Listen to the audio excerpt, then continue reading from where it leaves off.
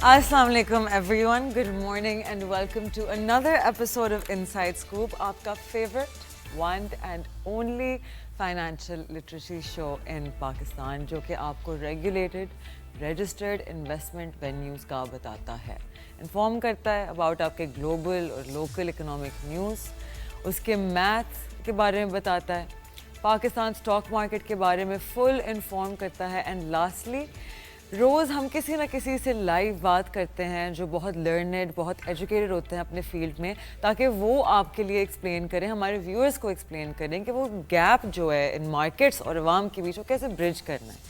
आजकल के एपिसोड्स में हम सबसे पहले मार्केट डिस्कस करेंगे। When I say market, I obviously mean my favorite, the one and only stock market. तो सबसे पहले let's look at where our market is currently trading.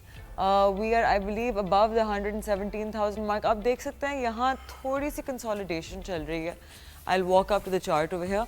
तो the reason I say consolidation का मतलब होता है जब एक market एक range में घूम रही होती है, right? When it reaches certain highs, वहाँ से resistance लेके support levels पे आती है. So you can see here कि here is a resistance level, it came down to support, took some support, resisted, took another support, came a little bit higher, support, resisted, support is now near resistance levels, right? So essentially this happens जब आपके because of आपकी जो trade Wars चल रही हैं दुनिया में, हालांकि हमारे मैक्रो इकोनॉमिक इंडिकेटर्स बहुत स्ट्रॉन्ग चल रहे हैं फिलहाल, बट ड्यू टू आपके ग्लोबल ट्रेड वॉर्स उनकी वजह से स्ट्रेस आता है आपकी कैपिटल मार्केट्स में, ऊपर से equity is a very volatile asset class, सबसे ज़्यादा पैनिक सेलिंग यहाँ आती है। So I think once trade wars all of that reason is kind of sorted, वहाँ थोड़ी चीज़ें सेटल होती हैं तो our market will once again continue its bull run. 2 weeks ago we made another all-time high. So yes, today we have a specific story to share with you guys जो हमारे सब के लिए बहुत हमारे दिल के करीब है, कंपनी जिसके बारे में हम बचपन से सुन रहे हैं। आज की story is about A national asset जो हर पाकिस्तानी का कोई ना कोई इमोशनल कनेक्शन रखता है उसके साथ, Pakistan international airlines, better known as PIA and its privatization. Let's start with the basics. Privatization means transferring ownership of a government-owned enterprise to private investors, usually to reduce losses, ताकि efficiency improve हो, revenue generate हो state के लिए। PIA once considered इन आपकी Asia की top airlines में से, जिसने ट्रेनिंग दी थी इतनी एयरलाइंस को, रन कर रहा था लॉसेस पिछले 21 सालों के लिए। ये एयरलाइन एसेंशियली ब्लीड कर रही थी पैसा, एनुअल लॉसेस एवरेज अराउंड 150 अरब रुपए के थे, जो एक बहुत बड़ा बर्डन था पाकिस्तान की इकोनॉमी के लिए। लेकिन अब 2 डेकेड्स से ज़्यादा के बाद फाइनली एक टर्न अराउंड इंशाल्लाह हमें नज़र आ रहा है, जिसके बारे में पिछले 1 साल से बात हो रही है। 2024 में PIA ने पोस्ट किया नेट प्रॉफिट ऑफ ₹26.2 बिलियन, जिसके हिस्से में से ऑपरेशनल प्रॉफिट का हिस्सा 9.3 बिलियन का था। ये पहली दफ़ा था जब से मतलब 2003 के बाद से कि एयरलाइन ने प्रॉफिट दिखाया है। एंड दिस इज़ वेयर जहाँ आपकी स्टोरी इंटरेस्टिंग होती है। गवर्नमेंट ने डिसाइड किया कि ये सही टाइम है PIA को प्राइवेटाइज करना। प्राइवेटाइजेशन मिनिस्ट्री इनवाइट कर रही होगी एक्सप्रेशंस ऑफ इंटरेस्ट EOIs अगले हफ्ते, offering between 51% and 100% ownership of PIA private investors के लिए। लास्ट टाइम ये सेल फेल हो गई थी, सिर्फ एक ऑफर आई थी और बहुत बिलो पार था, $300 मिलियन का बेंचमार्क जो था उसके बहुत बिलो था। लेकिन इस time apparently things are different. Government ने एड्रेस किया है पास्ट कंसर्न्स, इस तरीके से उन्होंने PIA की लेगेसी डेट को एब्जॉर्ब कर लिया पब्लिक बुक्स में, जिसकी वजह से आपकी डील ज़्यादा अट्रैक्टिव होती है। Mohammad Ali who is adviser on privatisation, उन्होंने कहा कि सारे हर्डल्स रिमूव कर दिए गए हैं ताकि सीरियस बिड्स आगे आने का मौका आए। मीनवाइल PIA ने ये भी लॉन्च किए नई राउट्स, जैसे कि आपकी एक डायरेक्ट फ्लाइट है लाहौर से बाकू के लिए, जो दिखाते हैं कि एक्सपेंशन हो रही है, नई एम्बिशन आ रही है।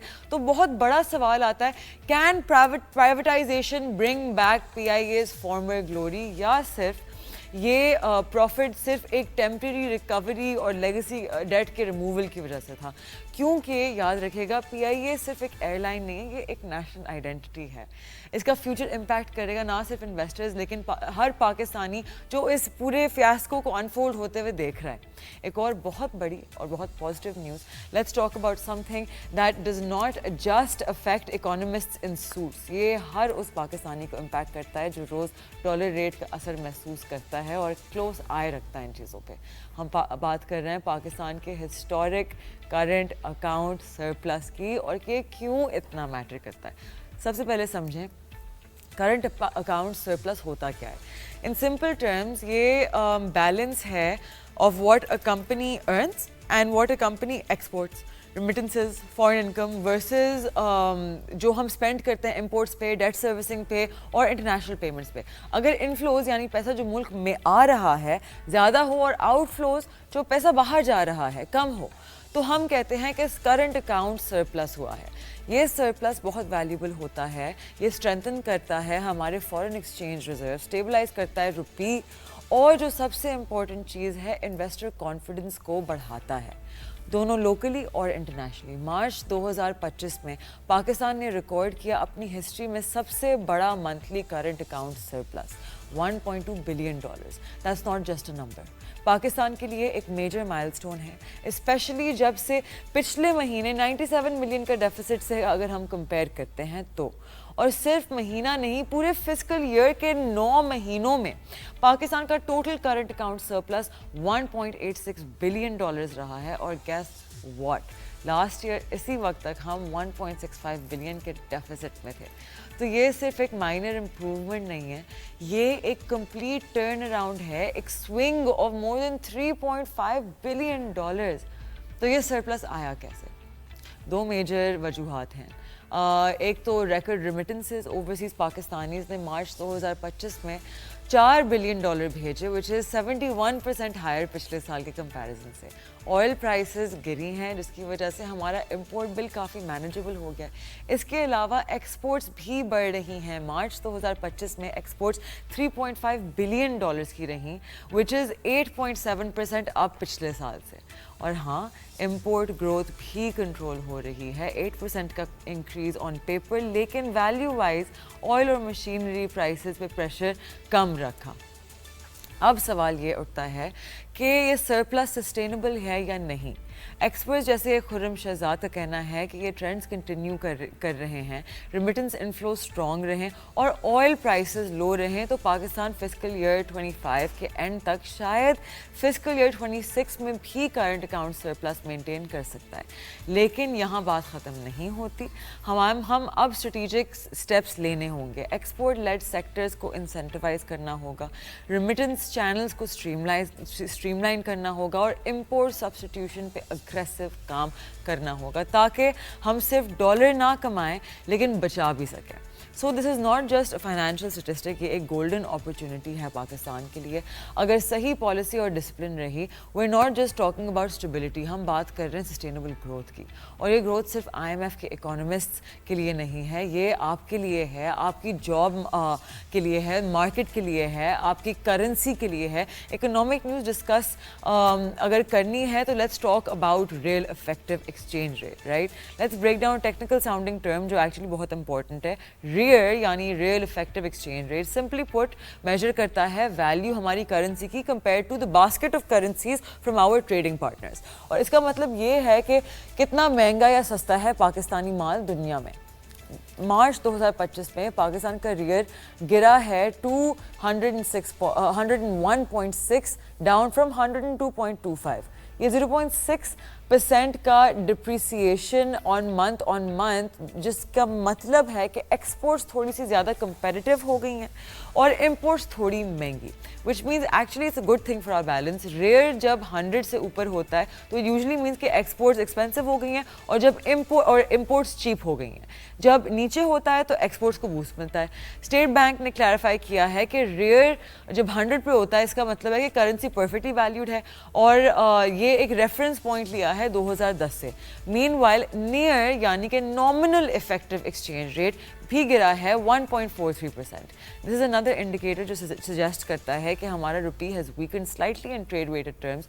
ओवरऑल थोड़ा डिप्रिसिएशन रियर में हेल्प कर सकता है हमारे एक्सपोर्ट्स को, लेकिन अगर ये ट्रेंड ज़्यादा डीप हो जाए तो फिर इन्फ्लेशन का प्रेशर भी आ सकता है. सो जो loss making state owned enterprises को प्राइवेट करना है, current account surplus, interest rates का लो होना, इन्फ्लेशन को रिकॉर्ड लो लगाना, ये सारे पॉजिटिव इंडिकेटर्स हैं हमारी इकोनॉमी के लिए जो ओवरऑल इन टर्न इफेक्ट करते हैं हमारे स्टॉक मार्केट को पॉजिटिवली.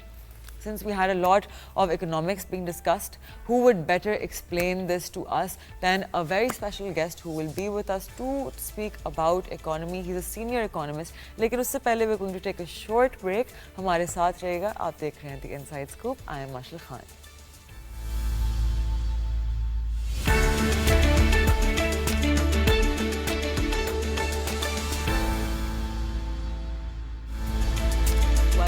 बैक आप देख रहे हैं the inside scoop.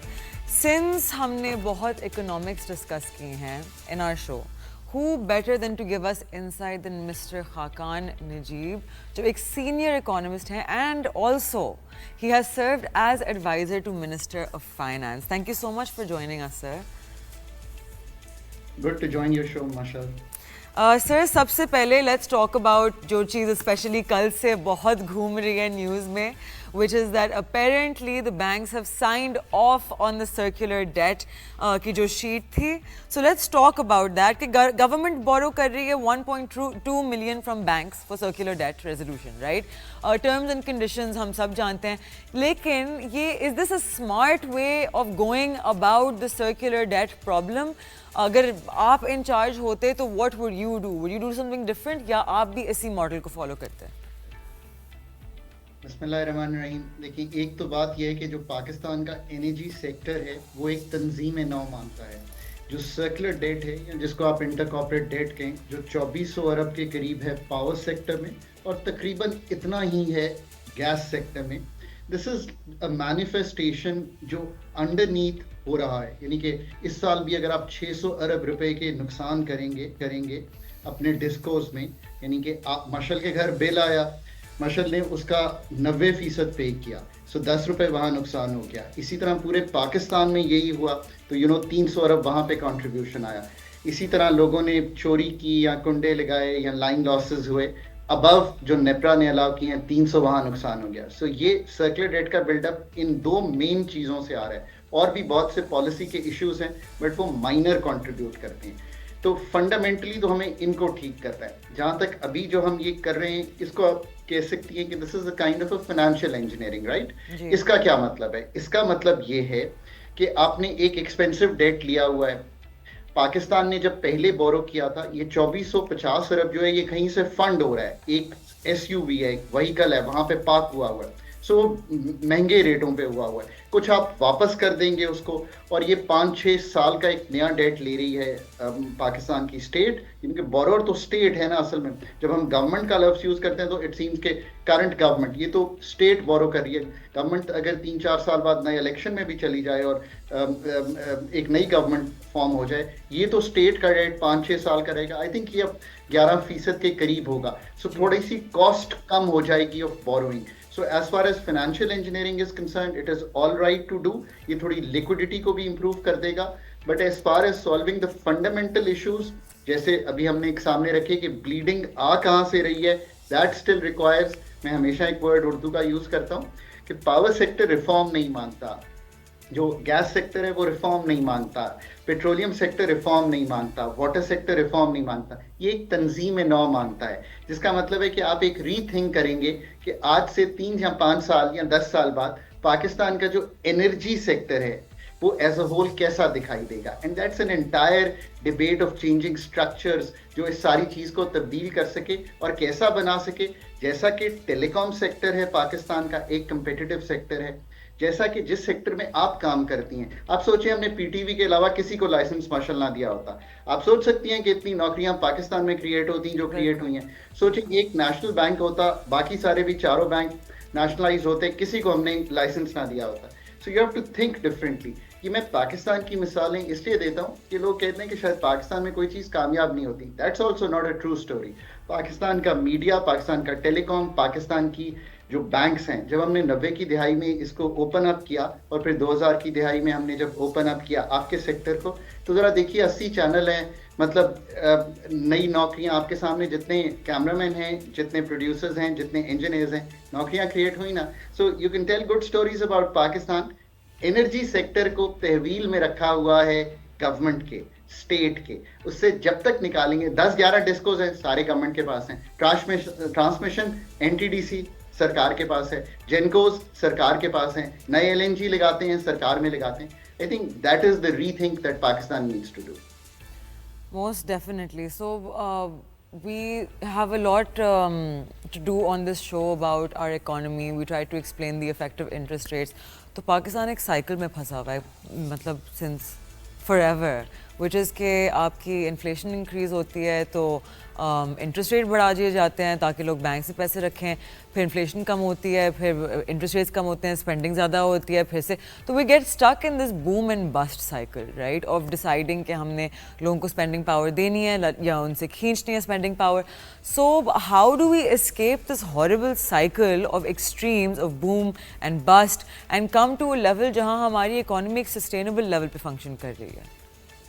So Marshall, first of all, it gives me immense pleasure कि आप एक deep dive करना चाहते हैं पाकिस्तान इकोनॉमी में on national media. I think that this is the most important debate to have, honestly, because जैसे उन्होंने कहा था ना एक ज़माने में, it's the economy stupid. जब तक economic progress नहीं होगी तो जो social cohesion है मुल्क की, वो भी आपको affected रहेगी. यानी कि prosperity for all human beings should be our ultimate development को. अब देखिए, ये बात आपकी बिल्कुल दुरुस्त है. और अगर आप किसी भी मुल्क को देखें जिन्होंने पिछले 3 दिहाइयों में तरक्की की है, ये मैं कोई इससे भी पिछली स्टोरी नहीं शुरू करता. चाइना को देख लीजिए, इंडिया को देख लीजिए, ये 2 मुल्क, और रिसेंटली वियतनाम को देख लीजिए. इससे पीछे जाएंगे तो ईस्ट एशिया और जापान, और अब बांग्लादेश भी टू अ सर्टेन एक्सटेंट. अब इनमें कॉमन थीम क्या है? द ओनली कॉमन थीम, और अमेरिका से लेके जब आज से 100-150 साल पहले भी चले जाएं, तो वो है कि जो इकोनॉमिक पाए है उसको बड़ा करेंगे. यानी कि जो मैन्युफैक्चरिंग है वो प्रॉस्पर करे, जो एग्रीकल्चर है वो प्रॉस्पर करे, जो सर्विसेज सेक्टर है वो प्रॉस्पर करे. यानी कि ओवरऑल इकोनॉमी का हुजम बढ़ता चला जाए, नौकरियां क्रिएट होती चली जाएं. Relief, there is only one relief that is pertinent in general, and that's job creation. ये जो बाकी रिलीफ्स हैं ये वल्नरेबल के लिए होते हैं, ये जो इनकम सपोर्ट प्रोग्राम्स हैं. असल रिलीफ नौकरियां होता है. अच्छा, अगर आप ये बात मान लें तो नौकरियां क्रिएट करने का तो तरीका यह है ना कि एक फैक्ट्री दूसरी फैक्ट्री, एक चैनल दूसरा चैनल, एक टेलीकॉम की कंपनी दूसरी टेलीकॉम की अथॉरिटी. यहाँ पर फार्मिंग हो रही है, साथ वाले मैदान में भी फार्मिंग शुरू हो जाए. सो ये एक है. इसकी जो प्री रेक्स हैं, अब जो प्री रेक्स हैं वो पाकिस्तान फुलफिल नहीं कर पा रहा. 77 साल से 24वीं बार जो मुल्क IMF के दर पे हो, आज भी खड़े हुए हैं. तो आप खुद सोच सकती हैं, IMF किस चीज का डॉक्टर है? ICU का डॉक्टर है. So we keep going to the ICU economy every 2 to 3 years. Yeah. So fundamentally you're not doing something right. मेरे अब्बा की एज है मशल 94. He has been to the ICU once only in his life. वो भी he fell, and so we had to take him to a normal room, and then age इतनी थी तो they were being more careful and they shifted him to the ICU, and then he came out and that was it. कहने का क्या मकसद है ऐसे कि he must have lived a healthy life. Exercise करते होंगे, आप भी कर लें. अच्छा खाना खाते होंगे, आप भी खा लें. टेंस कम होते होंगे, आप भी.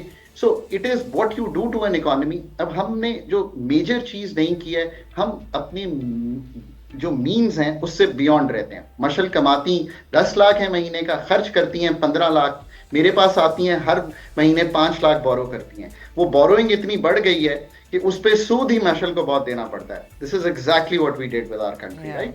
हमने कई सेक्टर्स को बाहर रखा, हमने अपना खर्चा किया. ये सबसे जो पेरेनियल इशू है वो ये रहा.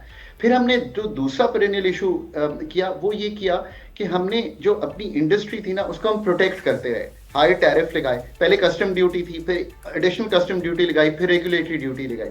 सो कोई भी आपका अपैरल मेकर है वो कहता है मैं पाकिस्तान में ही बेच लूं. पाकिस्तान में 6 गाड़ियों के मेकर्स हैं, एक भी इस काबिल नहीं है कि दुनिया में बेच सके. सबको हम प्रोटेक्ट करके ऑटोमोबाइल को भी, फोन भी असेंबल करके पाकिस्तान में बेचते रहे. So we kept on running fiscal deficit. मालियाती खसारे जो कमाती थी हुकूमत खर्च करती थी, डेट बढ़ता चला गया. इधर एक्सपोर्ट में कमाना था. सो जो हमारा मालियाती खसारे के बाद दूसरा खसारा है वो इसलिए बढ़ता है क्योंकि दुनिया में तो बेचते नहीं है, क्योंकि हमने जो मशल इंडस्ट्रीज है उसको कभी भी इतना पनपने नहीं दिया. उसको हमने ऑटोमोबाइल को भी, टेलीकॉम को भी, जो बाकी सारे सेक्टर्स हैं हमारे मोबाइल में, टेक्सटाइल को भी इतनी डोमेस्टिकली प्रोटेक्टेड रखा कि उनको इंसेंटिव ही नहीं हुआ कि बाहर जाके कम्पीट कर सके. सारी दुनिया जो है वो बाहर कम्पीट कर रही थी. पाकिस्तान का एक्सपोर्ट एज अ हुजम of our economy 10%, India 22%, Vietnam 90%. So यहाँ आके प्रॉब्लम खड़ी हुई. सो ये दो काम हमने नहीं किए. अब ये दोनों कामों ने एक मैक्रो इंस्टेबिलिटी बार बार आती है. क्या होता है, रिजर्व्स की पोजीशन गिरती है क्योंकि बैरूनी खसारा बढ़ता है, एक्सपोर्ट कम है, इंपोर्ट बढ़ती है. बैरूनी खसारा बढ़ता है, आप आईएमएफ के पास जाते हैं, वो क्या कहता है, वो कहता है मशल को कहीं गाड़ी नहीं खरीदे. अब इसका क्या तरीका है, बड़ा आसान तरीका है. गाड़ी को खरीदने की जो बाइंग पावर है वो तोड़ दें. पहले 1 करोड़ की गाड़ी पे लेट से आपने बोरो की 1 करोड़, 10 लाख रुपए किस्त दे रही थी. अब मॉनेटरी टाइटिंग हुई, वो 22-23 लाख रुपए हो गई. आपने कहा कि मैं गाड़ी नहीं खरीदूंगी. अब आप गाड़ी नहीं खरीदेंगे because you don't have that capacity. गाड़ियों की इंपोर्ट टूट गई, पूरी इकोनॉमी स्लो हो गई. ये हमने पिछली 1 दिहाई में 3 दफा किया है. जब अभी किया, रिसेंटली अप्लाई किया, तो आपने देखा बैरूनी खसारा टूट गया. इंपोर्ट्स का बिल जो 80 अरब था वो टूटना शुरू हुआ, 15-20 अरब डॉलर वहां पे टूट गया. एक्सपोर्ट्स एक स्टेबल सी रही, बहुत पिकअप नहीं हुआ. रेमिटेंसेस बढ़ गई. क्यों? मैक्रो स्टेबिलिटी आई. अब मैं जब बाहर काम करता हूं तो पहले मैं, and I do work abroad, so मैं सोचता हूं कि इस वक्त 280 रुपए का है इंटरबैंक में और बाहर 300 रुपए का है. मैक्रो इंस्टेबिलिटी है मुल्क में. यू नो, इंटरबैंक हमारा ऑफिशियल और हमारा नॉन ऑफिशियल. तो मैं कहता हूँ नहीं, मैं तो 20 रुपए ज्यादा मिल रहे हैं, मैं हवाला हुंडी से पैसे भेजूंगा. बट मेरा तो इंसेंटिव ही टूट गया. मैक्रो स्टेबिलिटी की वजह से रुपया स्टेबल हुआ, 280 इंटरबैंक, 280 ओपन. मैं कहता हूँ यार मैं अपने कंप्यूटर पे बैठ के पाकिस्तान पैसे भेज दूं. So remittances started going up, inflation came down. You didn't buy a car, right? Car prices नीचे आई है ना, आपने खुद देखा है. इन्फ्लेशन. आखिरी चीज, रिजर्व्स का बिल्डअप हुआ क्योंकि दोस्त ममालिक ने भी अब आपको एक जिसे कहेंगे मौखर कर दिया आपके 16 अरब डॉलर तक. फिर मैं इसका आखिरी जुमला हमेशा इंपॉर्टेंट है, अब आपको वक्त और स्पेस मिला है, वो काम करें जो फंडामेंटली मुल्क के स्ट्रक्चर को तब्दील करते हैं. बिल्कुल बिल्कुल. That was so insightful and so lovely. Thank you for that. One thing जिसके बारे में लोग बहुत फेयरफुल हैं, right, because I feel like वो इतने इन्फॉर्म नहीं है about this. It's media has a lot to do with it. PIA की प्राइवेटाइजेशन के around there is a fear कि वो प्राइवेटाइजेशन की वजह से नेचुरली चीज़ें प्राइवेटाइज होती हैं तो private sector doesn't care about anything except for profit. And why should they, right? That's how a company functions. A company functions to turn profit. अगर एनजीओ खोलना होता तो आप एनजीओ खोलते.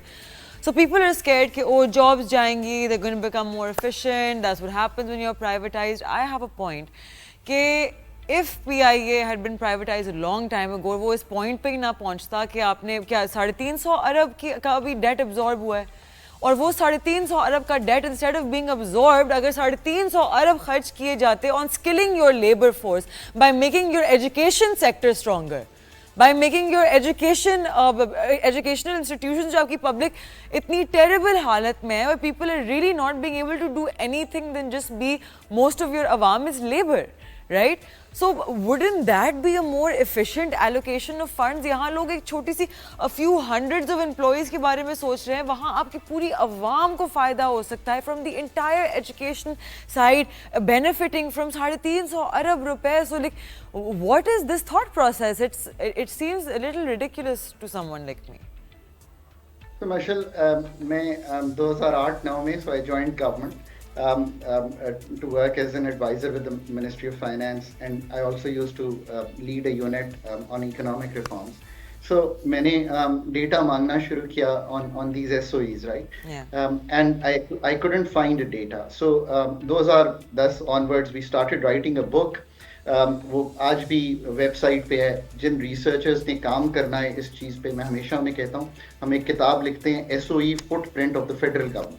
वो अब तक हम लिखते रहे. फिर when I even transition from the government outside, तो फिर एक आध साल नहीं लिखी उन्होंने, बट अब रीसेंट किताब पढ़ी है. सो मशल, हियर्स द स्टोरी, राइट. पहले तो ये था कि हमें डेटा ही नहीं मिलता था, फिर हमने डेटा एक्यूमुलेट करना शुरू किया, तो अब ये स्टोरी है कि जो लास्ट किताब, और ये बिल्कुल वो किताब है जो सरकार ने लिखी है, इसलिए मैं ये फिगर हमेशा कोट कर दिया करता हूँ. 2024 में 10 साल के जो एग्रीगेटेड लॉसेस हैं हमारी टॉप 15 एसओईज के, जिसमें पीआईए भी शामिल है, जिसमें डिस्कोस भी शामिल हैं, जेनकोस भी शामिल हैं, I am just going, steel mill है, ये सबको अगर मैं डाल दूं तो ये टोटल बनते हैं 21 अरब डॉलर के, यानी कि 6,000 अरब रुपए के एक्यूमुलेटेड लॉसेस हैं इनके. अगर ये 6,000 अरब रुपया के लॉसेस ना होते और हमने इनको खर्च किया होता, जैसे कि आप फरमा रही हैं, हेल्थ, एजुकेशन.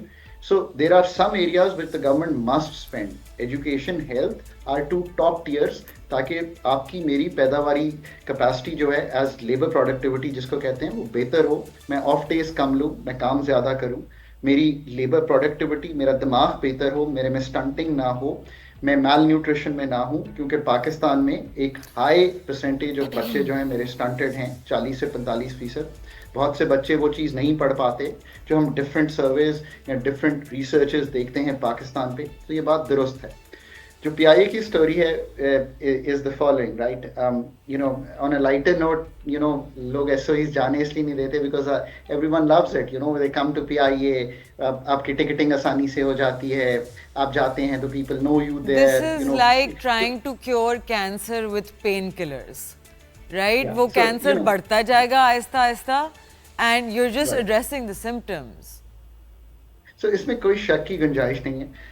You know, हमने, you know, when I was with finance, हमने 2-3 मरतबा इसकी रीप्रोफाइलिंग डेट की ठीक किया.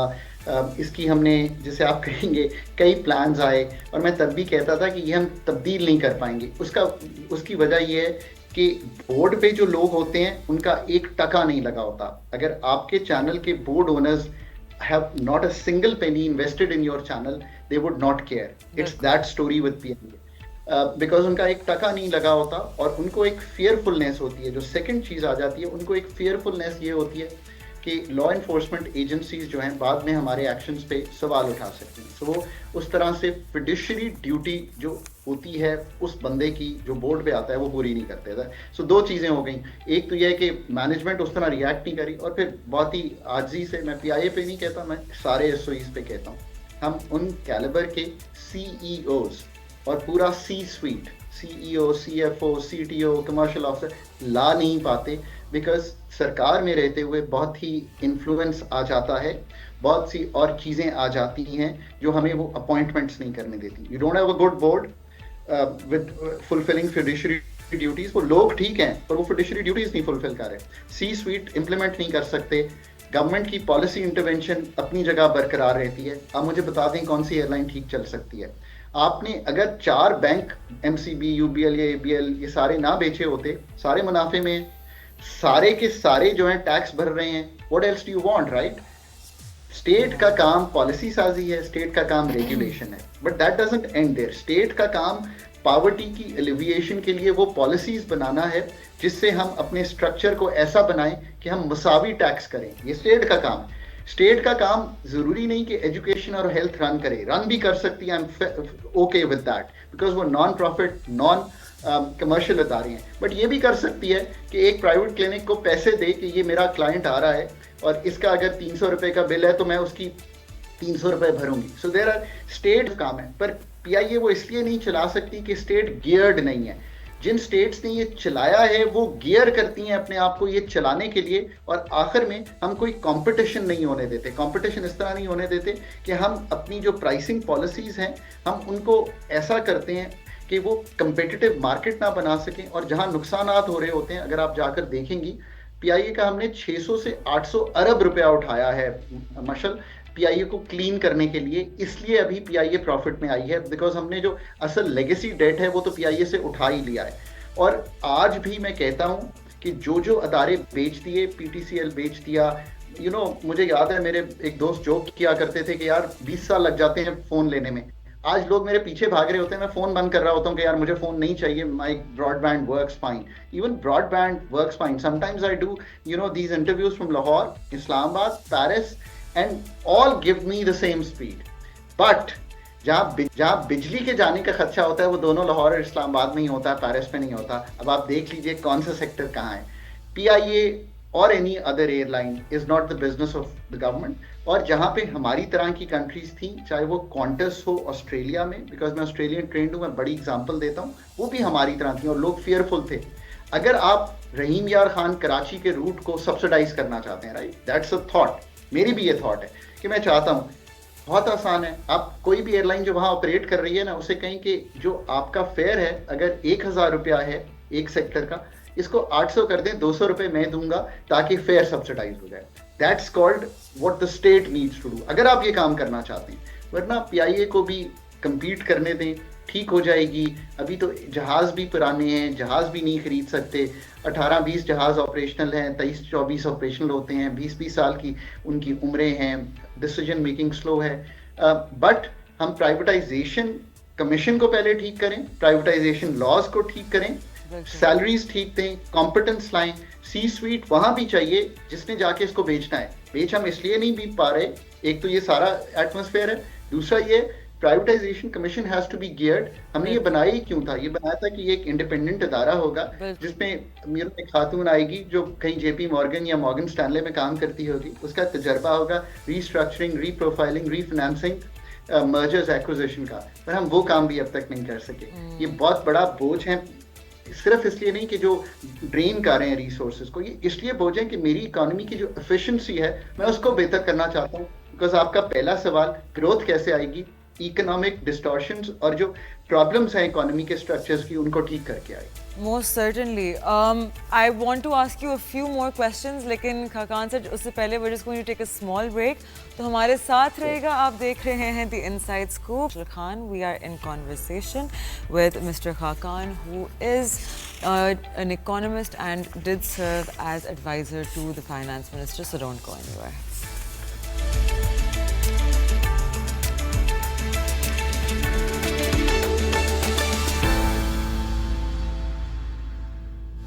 Welcome back. आप देख रहे हैं The Inside Scoop and we are in conversation with Mr. Khaqan Najeeb, who is a senior economist and also previously served as advisor to government of Pakistan. Thank you again for being with us, sir. I wanted to talk to you about हमारी agriculture side पे.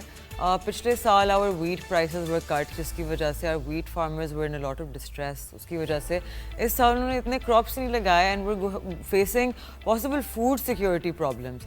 तो again the regulated prices that are causing distress, relief नहीं मिलता. ऊपर से agriculture side जो वैसे their profit margins are not very high. फिर कुछ चीज़ें हैं वो essentially their pricing works as a mafia. How do we fix the pricing problem on the agriculture side?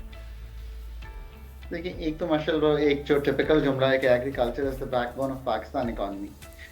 इसको आप कह सकते हैं, मैं इसलिए कहता हूँ कि for a long period we heard this. But ये क्या बैकबोन है जहाँ पे there is a water issue that we need to sort and there is a productivity issue we need to sort. अब इसका क्या मतलब है कि प्रोडक्टिविटी इशू है? सो एक तो पहले हमें जैसे मैं कहता हूँ कि हर चीज़ की जब तक आप तहकीक नहीं करेंगे और उसको समझेंगे नहीं, तो आप उसकी तशख़ीस कैसे कर सकते हैं?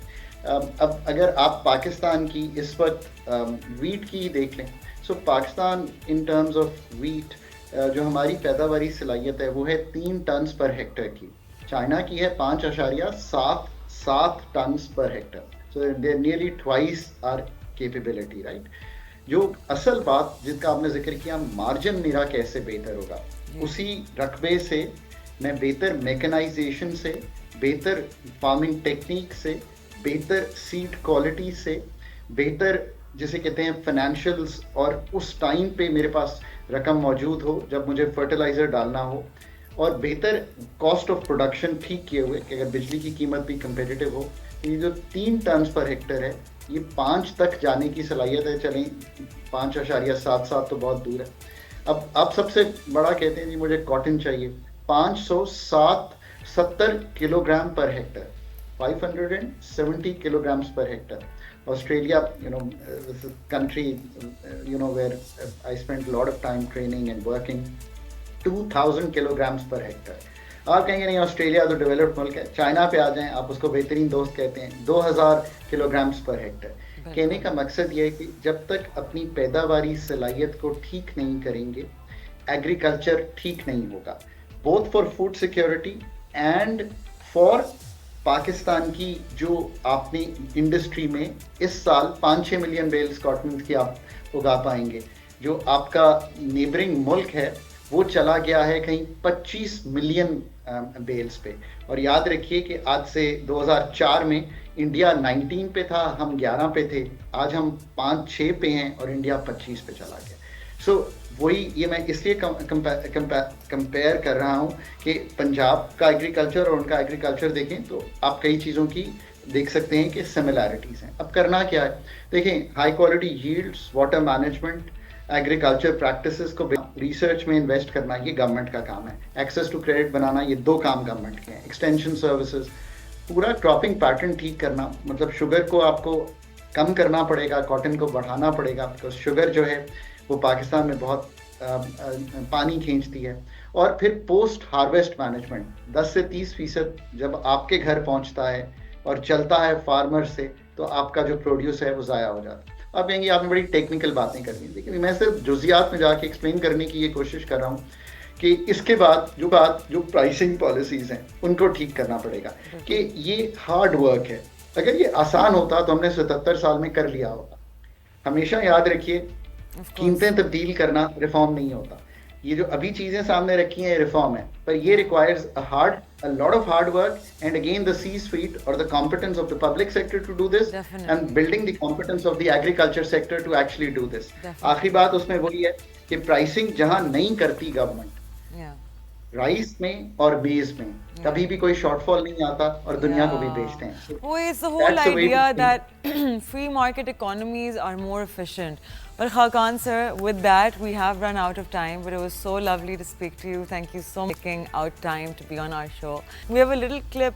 Yesterday was our 50th episode for our show, so we wanted to share with you guys. We cut a cake with the whole team. So please ye link dekhega, and I will see you guys on Monday. Have a great weekend. Be kind to everyone because karma is real. I love you guys. See you on Monday. Take care. Khuda Hafiz.